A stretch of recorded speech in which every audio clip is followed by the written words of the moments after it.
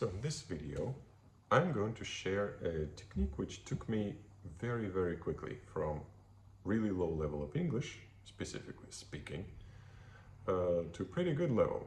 So at the end of the year, in my first year of university, I was able to not really prepare for the exam.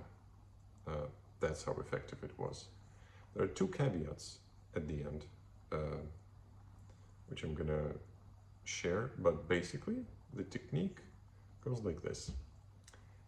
If you don't have access to a native speaking community of that language, which is hard to imagine these days because they're everywhere. You can find a way to communicate in your target language very easily online, but I digress. So if you don't have that, and or you only have very limited chances to actually communicate in this language, you should turn your inner dialogue into a practice vehicle. Your brain doesn't really care how you're using this.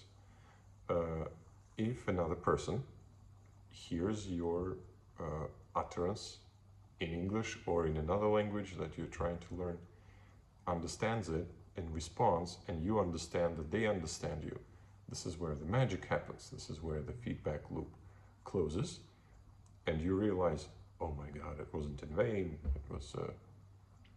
Usually people remember their first encounter with a native speaker really well, at least I do. So if you don't have that, or these chances are very limited, use the other function of the language. Think in this language. You're probably learning something somewhere passively, and things are talking at you in this target language. Now talk to yourself. Start with objects. Name things that you see. When you see events happening, try to translate and express how it would sound in English, or in your target language, actually. Hopefully you understand English if you're watching this. What it does, it allows your brain to practice formulating sentences. If you don't know if it's correct, there are ways now to go and check, like, how would I actually say this? When you're learning new stuff, the biggest problem nowadays is to turn passive vocabulary and passive knowledge of grammar into actual speech, to produce things, to produce speech. Without it, you're just me at the first course of university, first year of university, where I could understand everything, almost everything, and I could probably write a little bit, and I knew grammar, and I knew words. I couldn't say a word, unfortunately. But because of that, I actually did most of this self-talk on my way back home from university. It was like a 25-30 minute walk. And because there was nothing else to do, you look around, and I started to translate.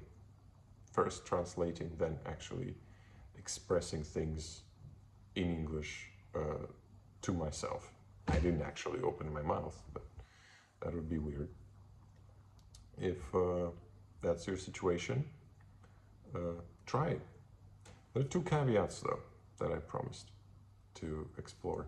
First, you have to be really clear about your goals. If that's the language you want to master, and this was my thinking, I really wanted to master it. I was the weakest student at my university, pretty much, in that cohort.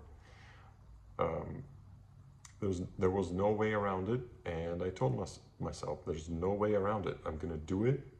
Everything kind of fell into place for this. You have to be really into it. You need to like to practice. You need to teach yourself to like to practice this language. If it's a chore, you're not going to do it. And the second caveat is you need attention for this.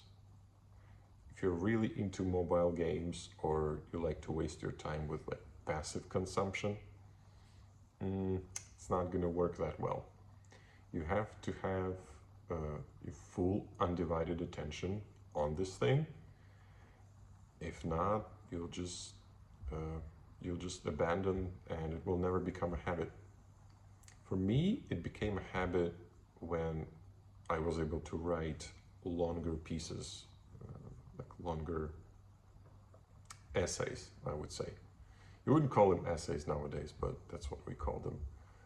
And I had to memorize them by heart, and I kind of figured out how to build sentences in English. So on my way back home, I was able to build more, and it was talking to myself. And when I had questions, I went and consulted the internet, which was 2006 version of the internet, and dictionaries, obviously. And this created the feedback loops inside my mind that I could run whole dialogues and make up stories and short situations without actually needing to be around native speakers. So when I met a native speaker and had a conversation, a real life conversation, for the first time, I was already fluent, and it was shocking to myself, even maybe to Mike as well, but probably not. Anyway, that's all I wanted to share. See you around.